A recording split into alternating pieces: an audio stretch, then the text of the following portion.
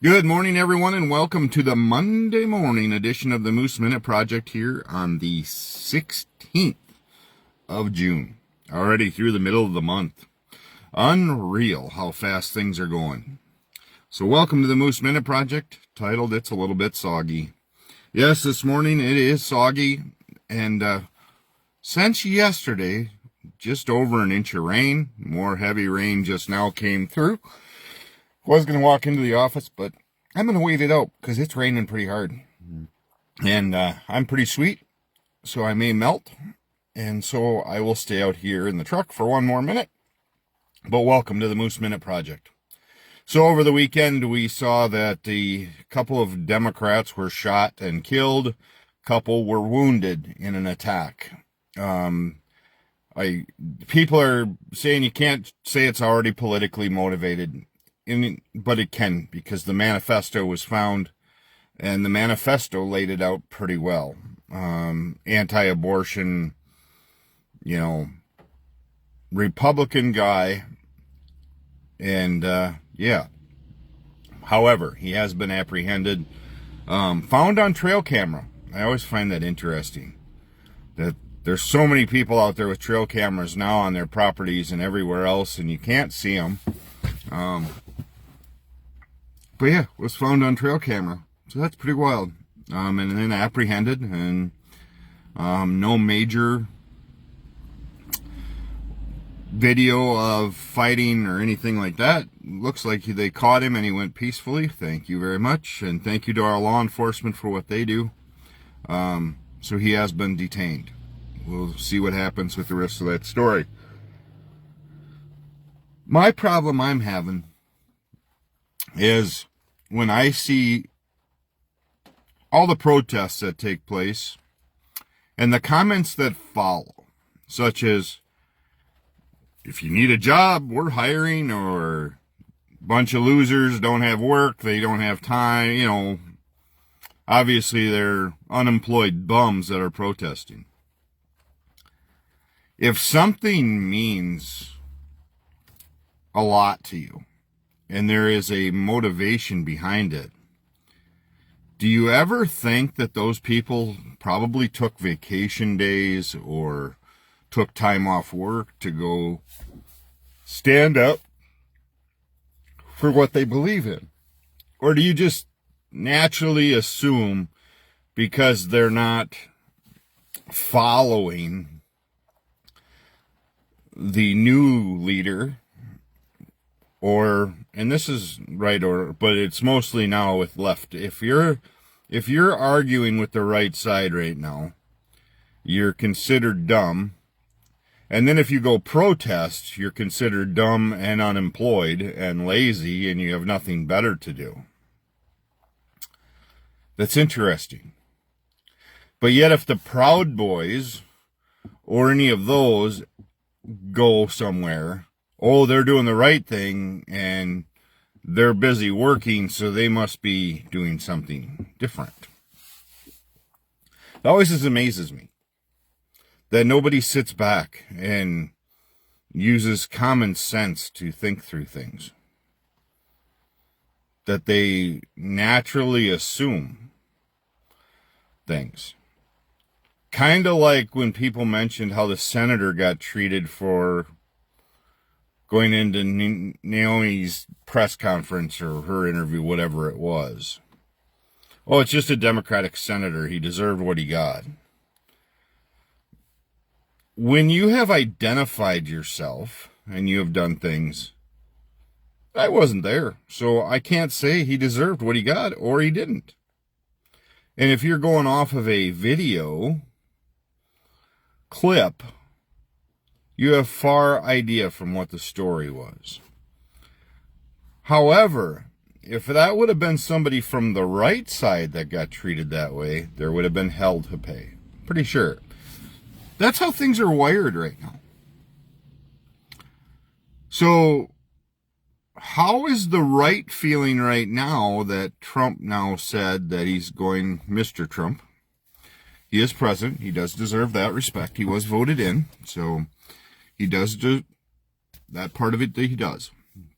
But he is now going to hold off on some deportations to help save the farm community. How do you feel about that? Or were you really upset because he's not loading up planes as fast as you thought he would to get that number to where it needs to be? See, this is all things that you have to sit and think about. But you don't want to. I think some of that has to do with a lot of people, and if you look deep inside yourself, you are quite racist. You are very racist. If you really look deep. And you go, well, why do these people... Well, they're here illegally. But maybe they're not. I think a lot of it's focused on skin color. They're going to round them up first and then see. See, the one farmer that I saw on the TV that was being interviewed said, well, I was told he was going to go after the real hard criminals. He was going to go after those, not my workers at my farm. Yes, I know they're here illegally. Okay, my workers here at my farm are legal. I know that. Or I think I know that because they gave me, so they did give me the information that I needed. Don't know if it's true or legit, but, or he didn't care and he's just paying them cash because it's a lot. You can't find workers right now. Try to find workers. Just try to find workers, period, that want to do the work. And especially that work. Hunched over, working in the heat, picking vegetables, doing whatever it is. You can't find them, I'm sure. So now Mr. Trump says, I'm going to hold off on that because my farming community probably will go bankrupt, or the prices are going to go through the roof if I do what. So now he's backed off that. How do you feel about that? And how do you feel about just blatantly calling anybody that's protesting an event unemployed, worthless, have nothing better to do, must be on food stamps or some form of that in order to do what they're doing? I was told once that the reason a person was voting Republican is because the only successful people he has seen are Republican. Really? I guess you need to look at what your thoughts of successful are. I know a lot of people that are struggling day to day, struggling check to check, struggling with everything, that are right side. And they are strong right side. And I know people in the left that are not by any means rich, but they're comfortable. They're going day to day. They're doing their stuff. They go to work. They do all their things. And they are pretty smart. But they don't need the $1 million bank accounts. They don't need to treat people with disrespect to be better than others. See, that's a big difference. I think personally, we take political stances way too far. We don't look in front of the mirror and listen to, like my mom, who used to say, Chris, you're going to treat people the way you want to be treated. So no matter how they treat you, you'll respect them back. Kind of like turn the other cheek. There's probably times in high school that I should have not turned the other cheek. I don't know how it had come out. I'd have probably gotten my ass kicked. I'm probably pretty sure of that. But I might have stood up for something and somebody would have said, oh, at least he stood up for it. Even though he's got his ass kicked, he stood up for it. See, I didn't grow another 3 inches. I was only 6'2" when I graduated. I was 6'5" going into my freshman year of college after I graduated. I grew 3 inches from June to September 1. And I put on some shoulder width and just pure size anyway. But I wasn't raised that way. I wasn't raised to fight, to stand up for that. I was raised, you're going to treat people with respect. You are going to treat everybody the way you want to be treated. You're going to hold the doors. There was never, Chris, you're going to do this if they're Republican or this if you're Democrat. You're going to do this. You're going to believe in that. You're going to worry about, after you make your first million or your second million. I wasn't taught any of that because our family didn't have that. Our family was check to check, making sure there was some food on the table, and bust your ass working. I'd been working since I was 15. Started at Paul Beck Super Value. Well, actually, I started at Rutgers Bay Lake Lodge when I was 14. When I became 15, I had to wait till June 6th when I turned 15 in 89 to work for Paul Beck Super Value. I still have in the frame my first dollar and my paycheck stub from Rutgers Bay Lake Lodge when I was 14 to remind me of when I had to start paying for my own shoes, paying for my clothes, paying for, if I wanted to wear at that time, Guess jeans and Nikes were popular. If I was going to wear them, I had to pay for them. So the sooner I could start work, the better. And thank you to Steve Bear for allowing me to come in, put a pair of shoes on layaway or on order, and then slowly make payments to pay for them. That's how I paid for my basketball shoes. Tom Bruss at the bowling alley did the same thing for me. I could make payments on a bowling ball or my bowling shoes or whatever I needed there. And I was able to do that. And I've only known one thing, and that's to get up in the morning and you have to go to work.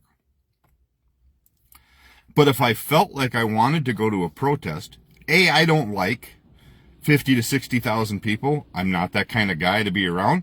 I love talking, but I don't want to talk to that many people, nor be around that many people. So it's just not on my list, but I could have easily have taken the day off to attend. So it's kind of funny when I see the quotes of, oh, those lazy bums, they're not working. And then you got companies that I know that are on there going, hey, we're hiring if you need jobs, you lazy bums. Have we gotten to that point?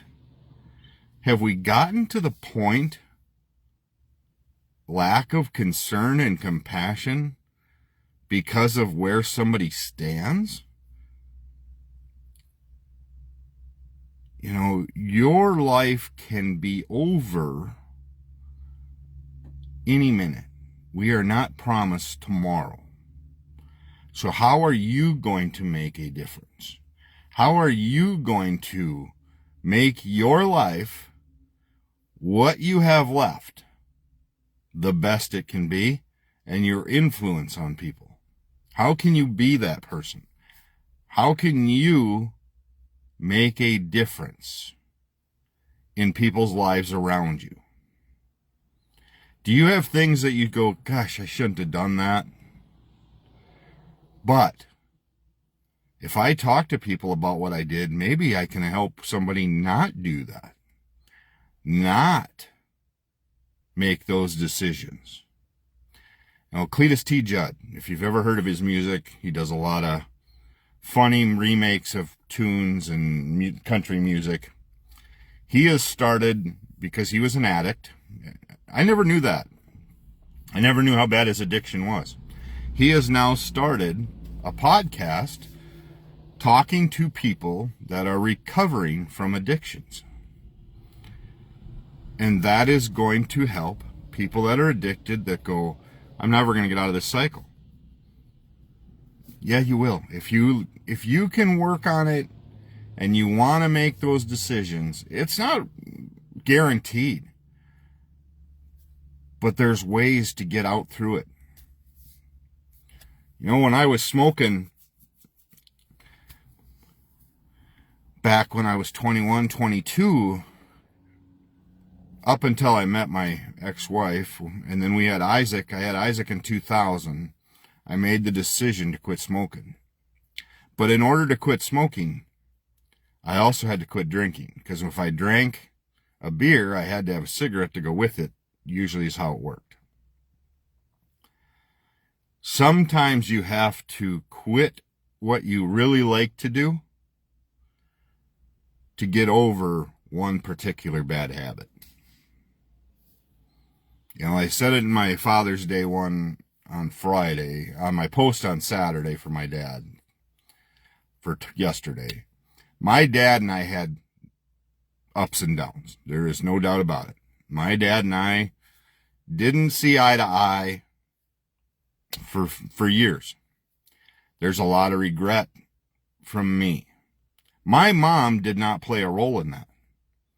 Yes, they got divorced and we moved to Minnesota, but my mom did not do what I think a lot of married couples do that get divorced, is bash the other side to make the kid do that. My mom didn't do that. No matter what people believe, no matter how people look at it, my mom never did that to my dad. My mom let me make that decision, and I made a bad decision for a long while. But my dad and I worked through it. We sat down and talked. There was plenty of tears back when Isaac was 1. So it would have been 2001, 2002. My dad and I reconciled. So they got divorced in 84. My dad came to my graduation in 92. He was also at my wedding in 99. And now we're inseparable. We go all over.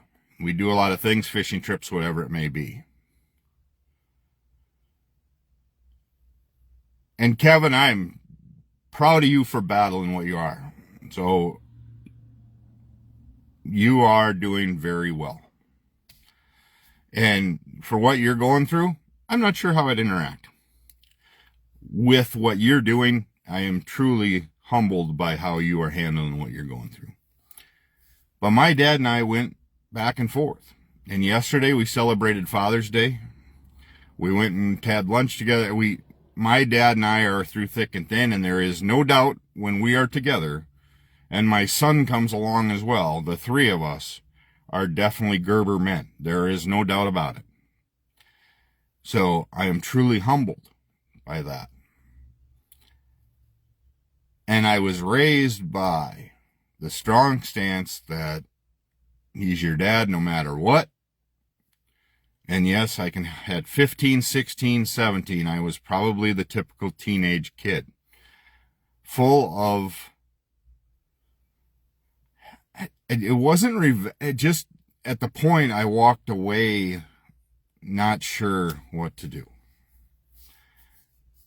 And not sure how to handle all of it.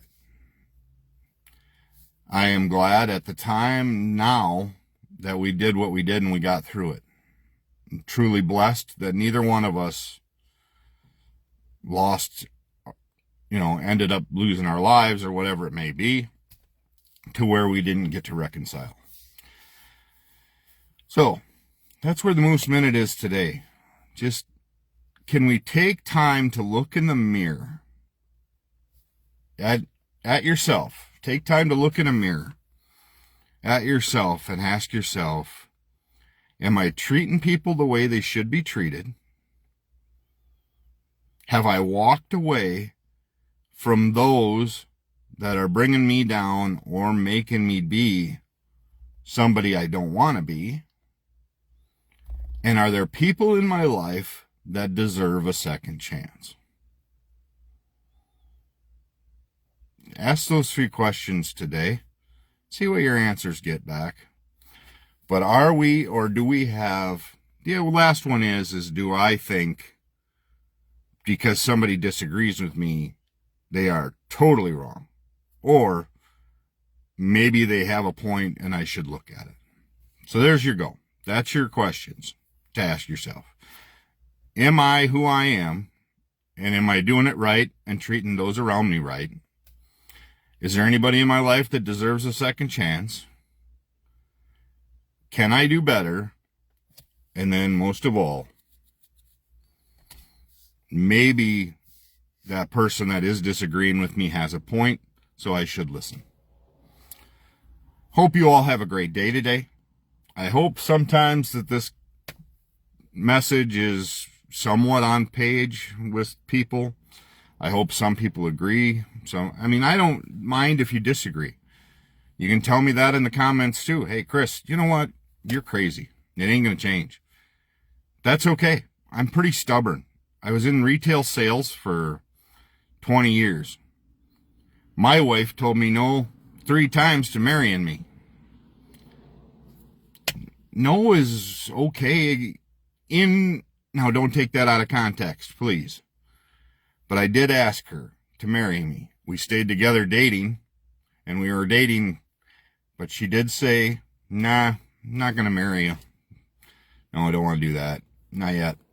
And finally, I must have wore her down with my charm and good looks. That's all I can think. Because she did marry me finally.